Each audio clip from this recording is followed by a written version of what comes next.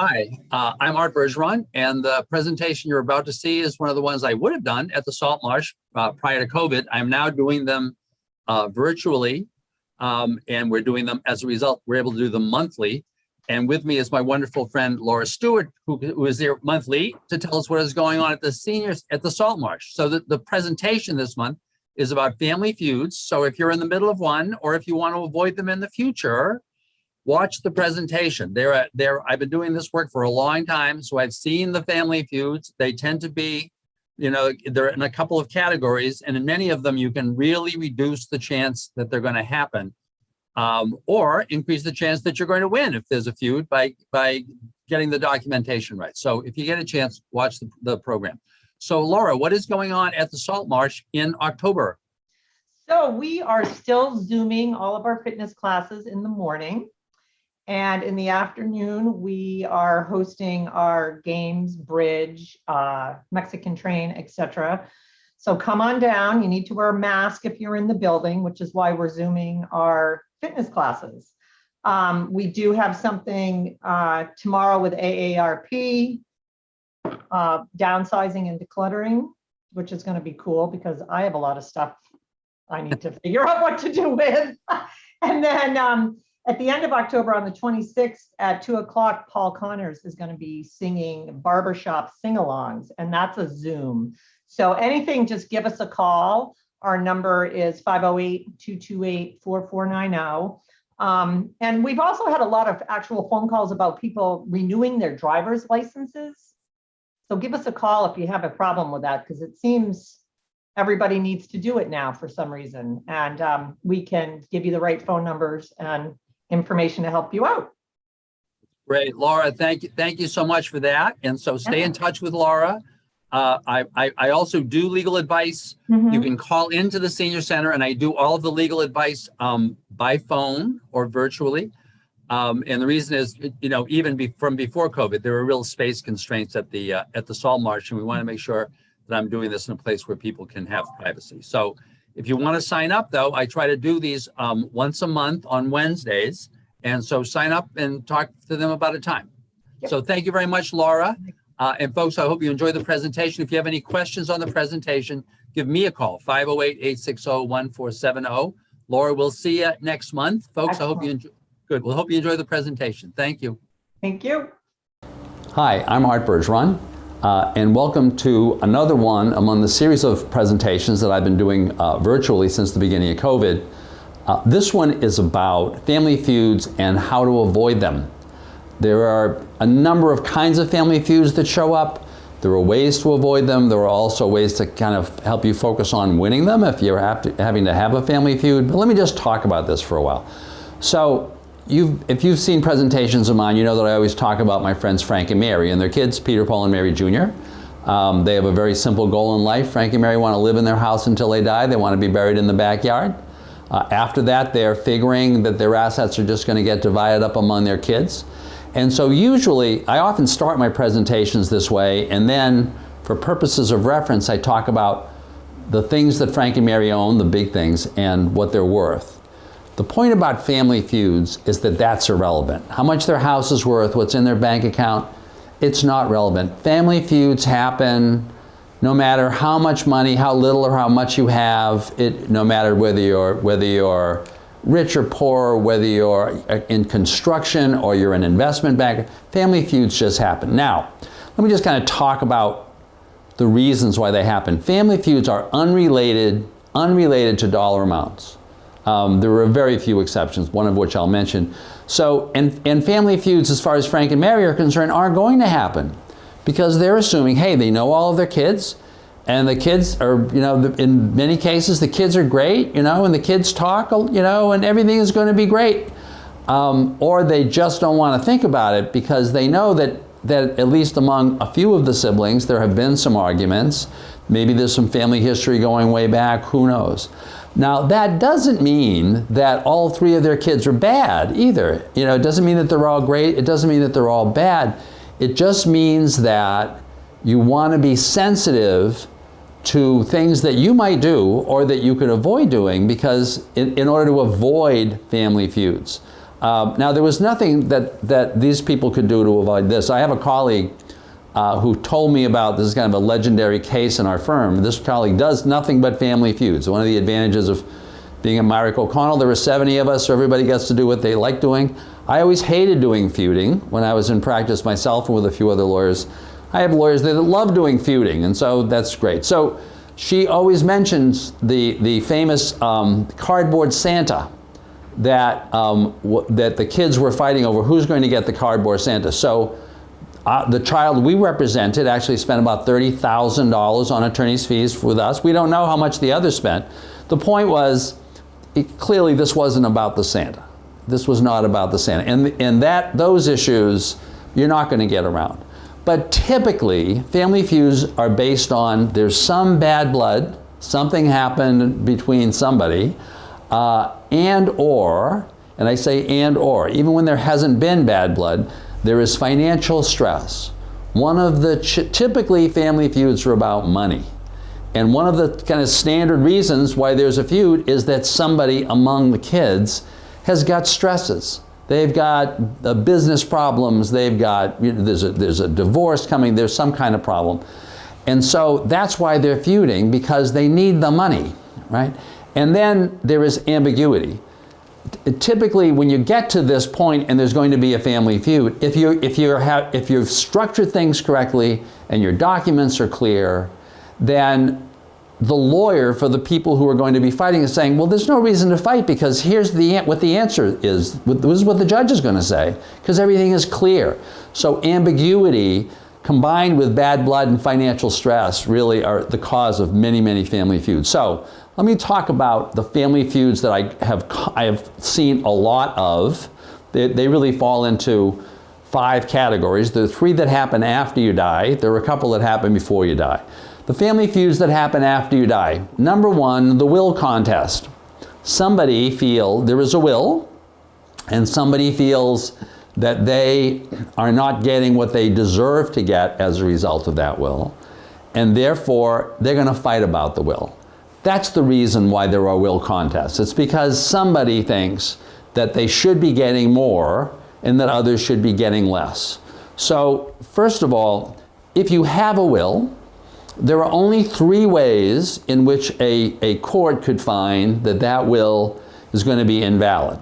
Well, actually, there is a 4th.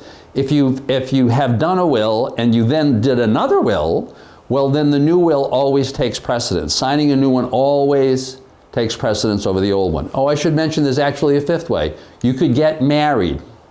People often don't realize that if you signed a will and in the will you didn't specify that it was signed in anticipation of marriage, and you then get married, you've automatically revoked your will. Interestingly, a divorce does not revoke a will, but the marriage does.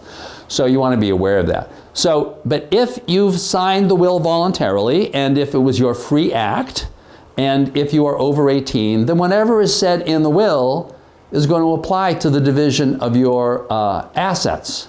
So so the question then is really going to be, did you sign it voluntarily? The over 18 is easy to figure. Did you sign it voluntarily? And did you sign it as your free act and deed? And usually when you hear the term free act and deed, you're thinking, did you sign it with a gun to your head? But in the more typical case, the argument is, you really didn't sign it voluntarily because A, you weren't well, and B, someone was exercising undue influence over you. You weren't well, you were constantly dealing with one particular child who was saying, you know, Ma, these other 2, you know, they haven't done anything for you, and so you really ought to change your will. And so the question that would be before the court in that kind of will contest is, was that what happened? Was that what happened? Because if you were of sound mind, and there wasn't a gun to your head, you're totally free to give assets to whomever you want, and it doesn't make any difference if the kids think it's fair. So in terms of dealing with that issue, though, there are kind of 2 ways that you can kind of think about it. And so the bad news about will contests is that they are slow to resolve. They always happen in the probate court. And so there's a very public process. The way you solve a will contest is you actually have a trial. and you bring people to that trial, and typically you're bringing medical people in and others, because now the person whose the trial is about is dead, so you need all of these third parties to be talking about how that person was acting at around the time when they signed that will. And so it's a very public process. It's a trial, so it's expensive. It's expensive to everybody. And so the question is, and if you've written a will in which things aren't being divided equally, or you think that there may be this kind of disagreement, then one alternative is to make sure that you've written the will as soon as possible, preferably not while you're in the nursing home if you're going to die, and you're going to die in another couple of days. But the other way to deal with it is to avoid having to go through this probate process completely and doing a revocable and amendable trust. You could structure things by keeping ownership of property while you're alive, by creating a revocable and amendable trust. Revocable in that whatever you put in, you can always take out. Amendable in that you can change the rules while you're alive. You could keep control of these assets as the trustee of the trust, or if you're Frank and Mary, as the joint trustees, and if one dies, the other is the sole trustee. And then following the death of the two of you, you'd name one of the other kids or a third party. If you think there's going to be fighting, you may want to name a third party. That's actually that's the one case where I suggest to people that they may want to have the lawyer involved if they know there's going to be fighting, and they just have a third party who is going to be able to deal with all this stuff. But you can name anybody that you want. And the point about assets that are in trust is that they don't go through the probate process. They don't go through the probate process. So nobody, in order to get these assets resolved, is going to have to get the approval of a judge, and is therefore going to have a process where the people who are mad about these distributions have this ability to contest all of that. So that's a way out of it. The second standard family feud, and we do this a lot, is the joint asset problem. If one of you owns something jointly with somebody else, and by the way, this typically doesn't happen when Frank dies and Mary's the sole owner of the assets. It's the reason why typically probate doesn't happen, is that Frank and Mary probably own their assets jointly, so if one dies, the other one gets everything. This typically happens, though, if one spouse is left, and there's some reason to favor one child over others. Now, sometimes that reason is that because you have a child who is especially needy. You have a child who has a special need, who really has never been able to earn the money that they need in order to live, and so you're trying to provide for that child. A very common reason, a second reason though, and the one that is the source of most of these fights, is the child who has been providing care. The one who has been at home with you, or coming to your home a lot, or taking care of you, so you say to yourself, well, this is a child, and sometimes these people, they've given up their jobs in order to move in order to do these other things. So people will say, well, you know, I really want to take care of that person. Now, the way that people are often tempted to take care of that person is completely outside of the will, because in their will, they'll typically say everything is going to get divided in three, or in the case of Peter, Paul, and Mary Jr., but to take particular assets, often the house or a joint account, and to retitle those assets, to name that person. In this case, we're going to say Mary Jr., the person who was taking care of Ma after Dad died and had provided a lot of care, and had moved in. And so Mary says, I'm going to give Mary Jr. the house, but rather than putting that in the will, I'm simply going to do a deed right now that says that when I die, Mary becomes the sole owner of the house. Or maybe I'm not going to give Mary the house, but I have a bank account. It has a couple $100,000 in it. And so what I'm going to do is I'm going to name Mary as the joint owner on that bank account. Because legally, if something is owned jointly by two people and one person dies, the other person it is presumed that the other person becomes the new owner. That presumption, though, is rebuttable. It is rebuttable if it can be demonstrated, and this is the source of this family feud, if it can be demonstrated typically by the person who is the personal representative, used to be called the executor of the estate, that bank account joint ownership was only for the convenience of Mary Sr., so that Mary Jr. could go to the bank and take care of the finances, and that Mary Sr. never intended that upon her death, Mary Jr. was going to be the sole owner of the property. there is an argument that can be made even if the house was deeded that the same thing is true. But typically this argument happens when there's a bank account involved. So how do you deal with that? Well, there are a couple of ways. First of all, what you don't want to do is leave the possibility open that that court's going to have to handle this. That basically the personal representative is going to have to file after the will has been probated and the personal representative has been named, probably in this case Peter or Paul, that they are going to then have to sue Mary Jr., saying that the assets in that account should have been part of the probate estate and therefore should have been divided equally among the kids, instead of simply going to Mary Jr. I've had this case. I've had several versions of this case. In each one, the client, whether it was the personal representative or the surviving joint owner, spent in the neighborhood of $30,000 to $50,000 to get this resolved, because these cases involve having a trial, and the trial is to determine what Mary's, in this case, Mary Sr.'s intention was, and she's dead. So it's very expensive. In this case, once again, you've got two ways of trying to keep this from happening. One, make sure the will is clear. If you want to leave something special to Mary, put it in the will and make sure that you're clear that that's what you're doing and that that's why you want to leave it that way. Or second, once again, avoid probate. Avoid probate.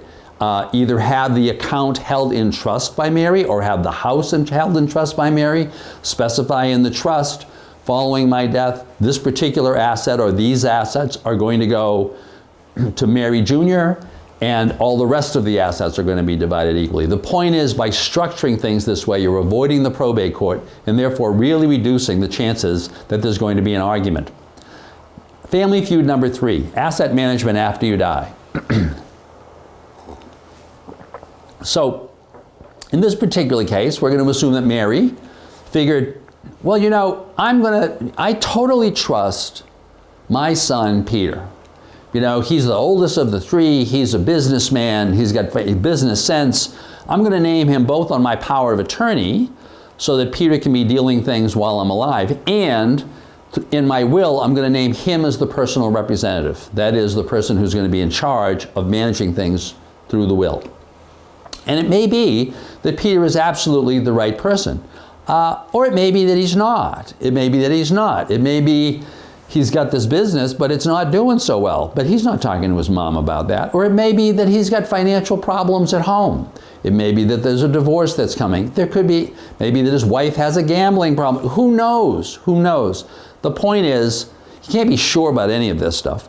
And it may be that Peter, the businessman, who is always used to being in control, thinks his siblings are just useless, right? And would never try to have them participate in any of these decisions regarding the asset distribution following Mary's death.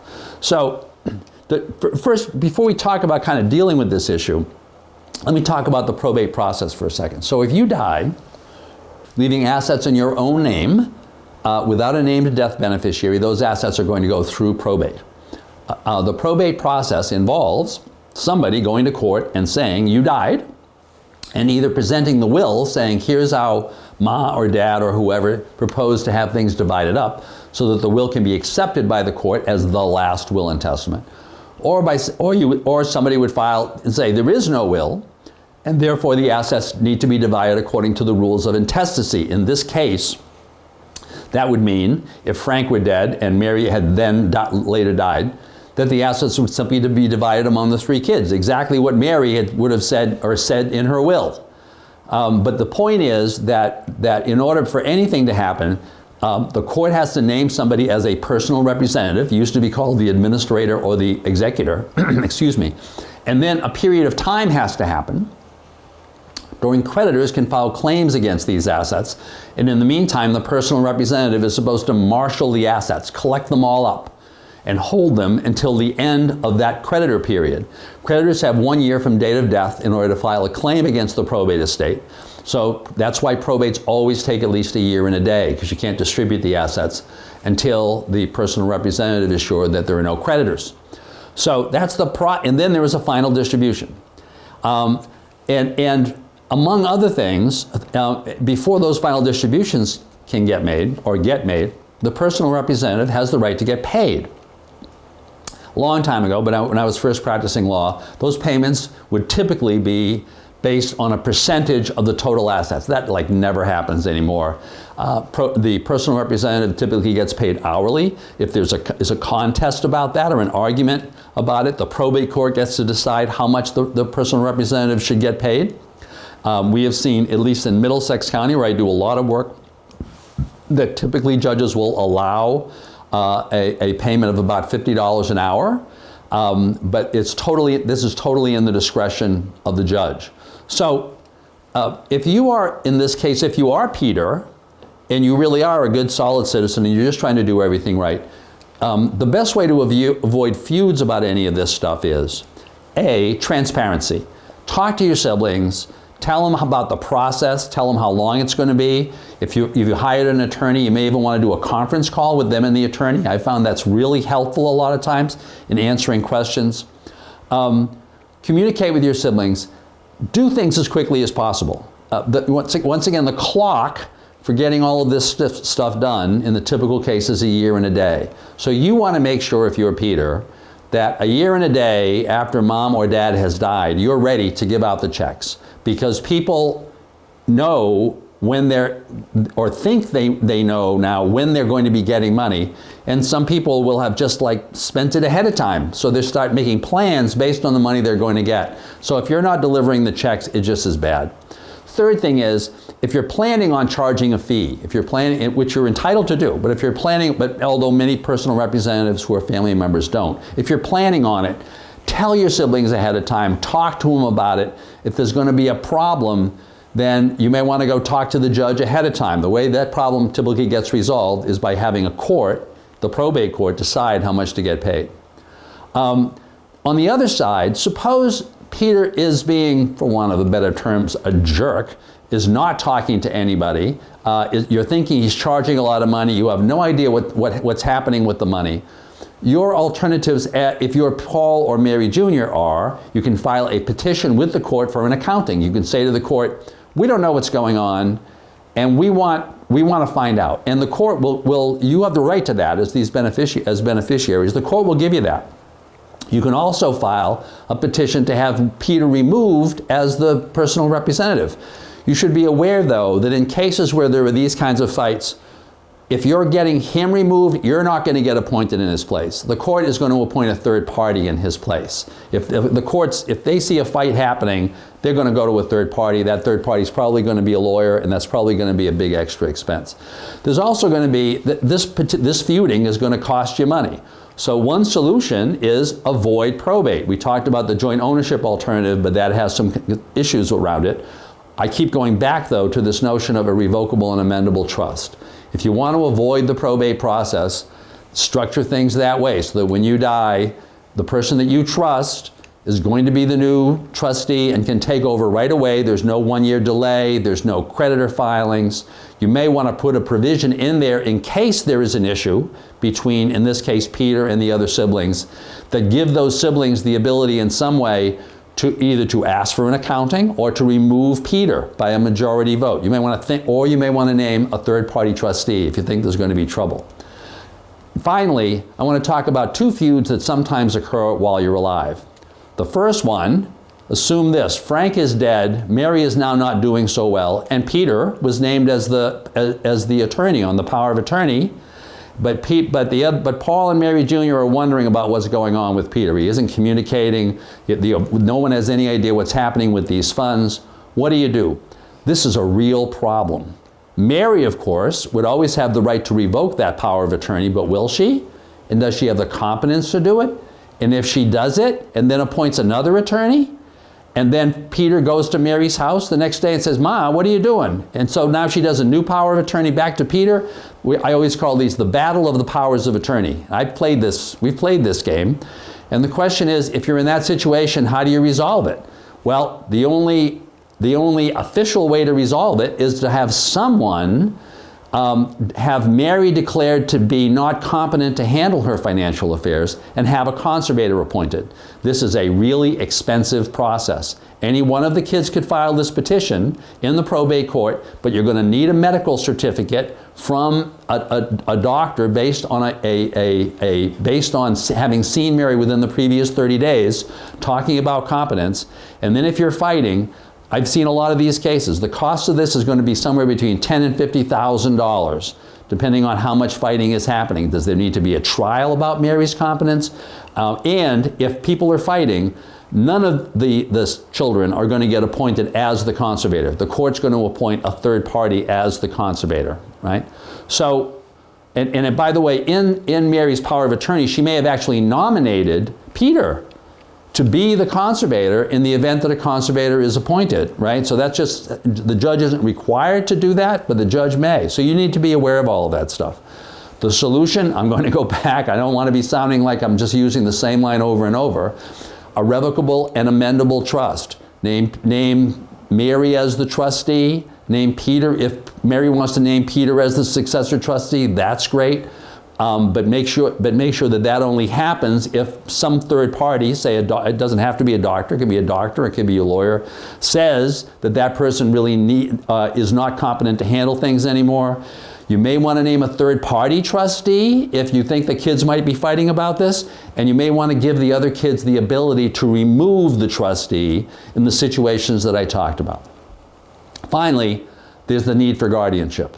In this case, guardianship only applies to care for Mary. It doesn't apply to dealing with Mary's assets. So this typically happens if there's a nursing home or if there are health care issues involved. The person whom Mary has named as her health care proxy ideally is taking care of all of the medical decisions, but maybe they're not. Maybe they're unwilling to do it. Or maybe Mary is unwilling to follow what the proxy says. And if she's unwilling to follow what the proxy says, automatically that means she has revoked the proxy. There is no good solution to this, right? Someone has to go and ask a judge to become that person's guardian. That process is going to be expensive. There may be a person whom Mary has nominated in her healthcare proxy or her power of attorney as the guardian. But I'll tell you, ideally, no one's fighting about this and everybody's agreeing we need to be dealing with Ma and we need to be doing something. If everybody's agreeing, the cost of all of this is going to be between $5,000 and $10,000. If people are fighting about it, A, it's going to cost a lot more, and B, a third party is going to be named as the guardian. So, in summary, clarity helps. Clarity helps. You're not going to get rid of the bad blood. You're not going to get rid of the financial stresses that people may be dealing with, but you can help the whole process by being clear. You can also help you can also reduce the likelihood of family feuds by avoiding probate, which would mean typically doing a revocable and amendable trust, or if you're expecting a fight, name third parties to handle the assets. I hope you've enjoyed this presentation. If you've got any questions, as you know, my goal, as I always tell my clients, the goal of life at our age is to be getting a good night's sleep. If you're worried about any of this stuff, talk to an attorney. If you want to talk to me, give me a call. My best number is 508-860-1470. Thank you very much, and we'll look forward to talking to you next month.